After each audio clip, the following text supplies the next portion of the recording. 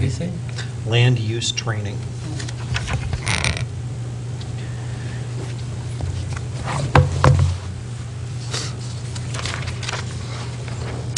Ms. Juneman? N2, extreme green makeover.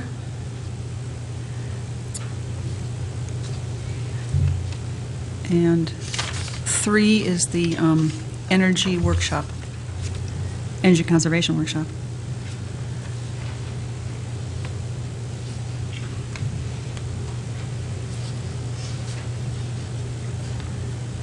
Are there any other additions to the agenda? I'll move approval of the agenda as amended. Second. There's been a motion by Mr. Nephew. It was seconded by Mr. Lanas to approve the agenda that we have with the addition of 3 additional items under council presentations. Any further discussion? All in favor say aye. Aye. Sound like ayes all. That brings us to the minutes, and so we have minutes to approve, 2 sets of them. The first are from September 27th, 2010, from the City Council workshop. Are there any changes or additions we need to make to those minutes? I move approval. Second. So Ms. Juneman has made a motion, Mr. Lanas has seconded it to approve the minutes as they appear before us. Any further discussion? All in favor say aye. Aye. Ayes all. And then we have the minutes for the September 27, 2010 City Council meeting. Any changes or corrections to those minutes?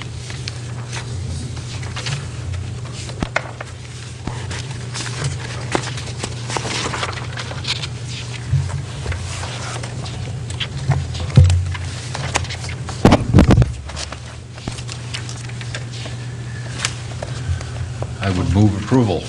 Second. So I have made the motion, it is seconded by Mr. Nephew, to approve the minutes as they've been submitted. Further discussion? All in favor say aye. Aye. So ayes all.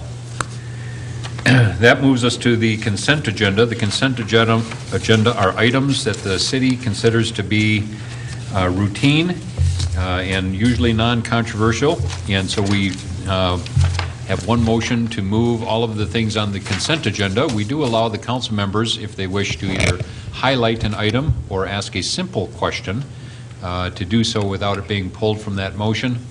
If they have more major discussion, then we would pull that and vote on it separately. And so, is there anything on the consent agenda that needs any questions or highlighting?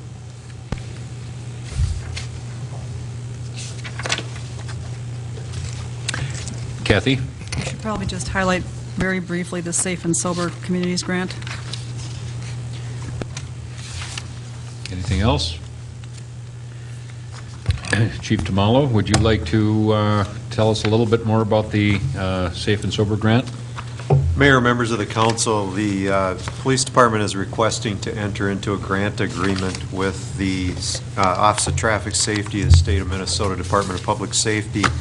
The Safe and Sober program is a traffic saturation, traffic enforcement campaign where the state provides grant funding to do additional traffic safety enforcement on our highways and roadways and target the 3 most dangerous conditions that exist on our roadways, that being impaired drivers, speed, and seatbelt violations.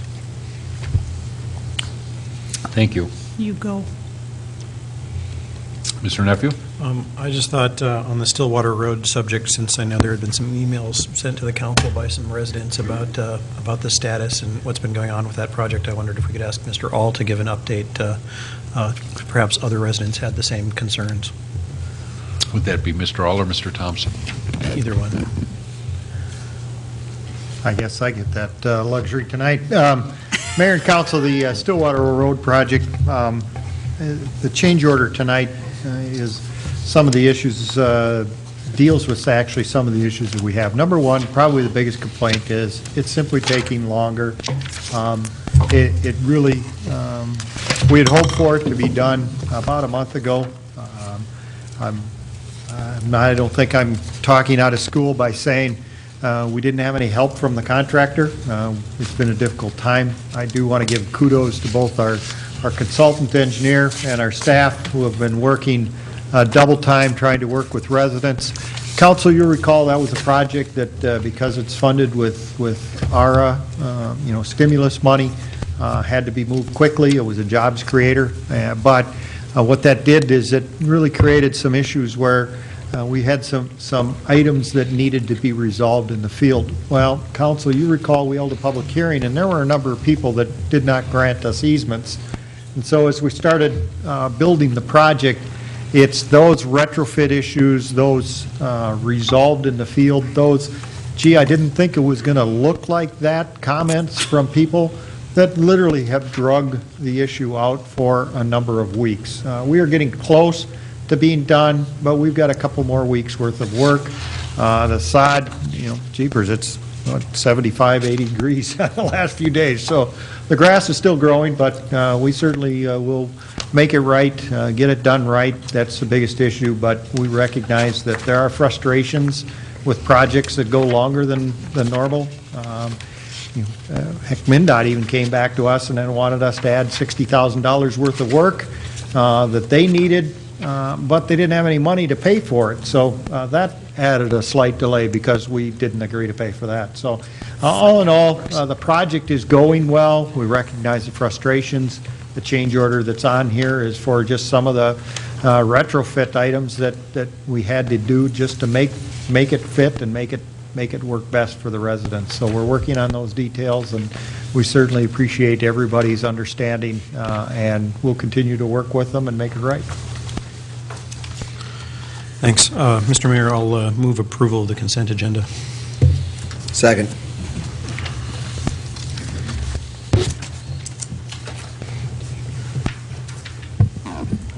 So Mr. Nephew has made a motion to approve the consent agenda. It was seconded by Mr. Copeland, and Ms. Juniman has a comment or question. Comment on the upside, I have had two people from that neighborhood approach me to tell me what a wonderful thing that trail is turning out to be, and when they saw the black dirt and the sod combination, they were ecstatic. So some people think it's worth waiting for the right thing, and I drove by there on Thursday, and it's really turning out nice. So it will be good. Thank you. Is there any further comment necessary? All right, then, we are moving items 1, 2, and 3 on the consent agenda. All in favor, say aye. Aye. Ayes all. That brings us to the public hearing that we have tonight, which is slated for 7, so we're well after that. And it is Rolling Hills of Maplewood Mobile Home Park, a conditional use permit reconsideration. Tom? Yes, sir. Thank you, Mayor, Council. On July 26th of this year, the City Council considered a conditional use permit amendment for the Rolling Hills Mobile Home Park. I'll put this up on the screen for the audience.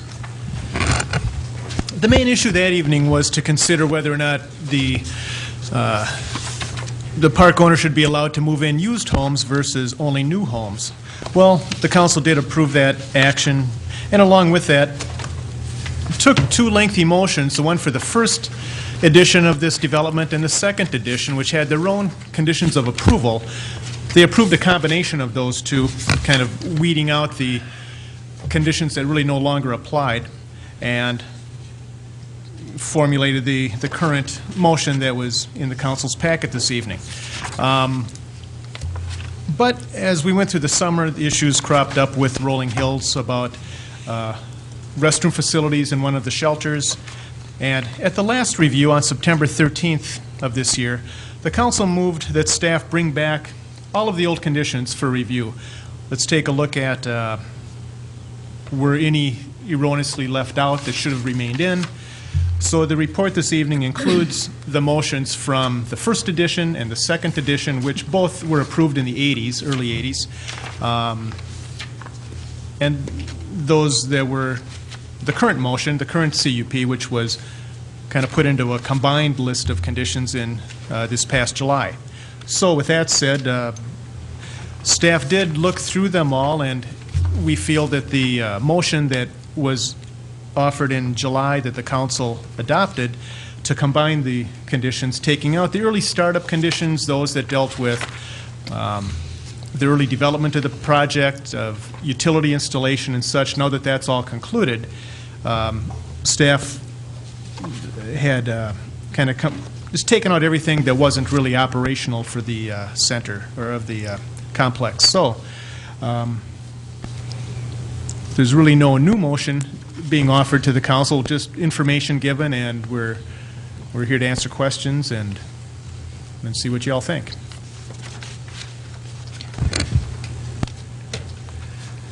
Kathy? I even hesitate to ask, but someone has to bring it up and get it over with once and for all. Are we ever going to have to discuss again with these owners the whole idea of restrooms and shelters and all that stuff, or do they get it? Well, I know the owner's representative is here this evening, so So I need to ask them in person if they get it, or what? Because I don't want to talk about it anymore, but I also don't want it to end up like it did before. well, to my understanding, they have reinstalled the restroom facilities in the southerly shelter. And I understand from a resident of the park, Mr. Ruby, that there used to be restrooms in that northerly shelter, but they are no longer there. They've been out for several years, but I guess it's up to the council, you know. Or be it and- from this owner to put them back in. I think we need to be, because we had a long discussion once already, and then we reiterated what we had thought we were voting on and all that. So just so the owner is aware that, at least from my perspective, it was ridiculous that we had to go through all that nonsense about that, and anybody with any common sense and decency wouldn't have taken them out. So I'm presuming we don't have to revisit common sense and decency with these people again, and it won't be fun if we do, from my standpoint. I mean, there are important things that aren't understood that need to be discussed, not things that make sense that should never come before us, is my point. So maybe I need a real reassurance from the owner's representative that they get it. I don't want to waste time, but I would like to have them tell me.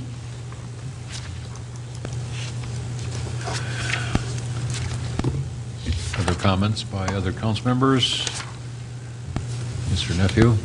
I'm kind of going through and trying to figure out exactly which are the terms that were removed. And besides wanting to see the restroom business explicitly put back in, I'm thinking that perhaps it might be good to include a couple of the other things that we might take as common sense, but that because they were part of the initial building of it, that maybe we shouldn't be too hasty in removing them. I'm thinking the rules, for instance, about having the finished parking spot for a vehicle along with each home in case there's ever any removal and then regrading or something that happens on the site, make it clear that that's still a requirement. And there may be a couple of other things like that as well. So I don't know if any other council members noticed any other examples.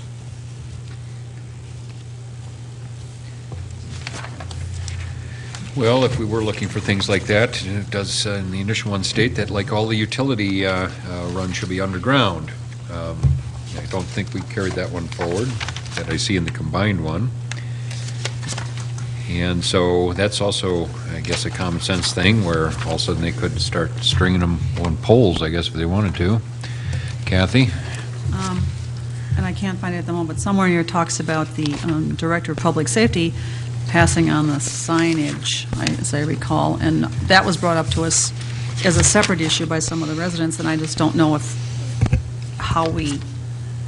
I guess it wasn't defined clearly enough for me to say which signs the Director of Public Safety was supposed to be passing judgment on, and which ones the owners in all their wisdom are passing judgment on.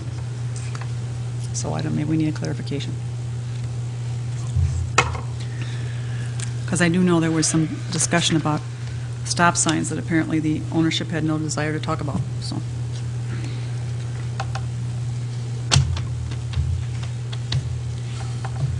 Okay, this is a public hearing, so I'm going to open up the public hearing portion while we ponder things a little bit here. Could we So- hear from the owner? Make sure we hear from the owner at some point. At some point, we'll hear from the owner. I'm thinking so now. Oh, there he is. And so, could we get your name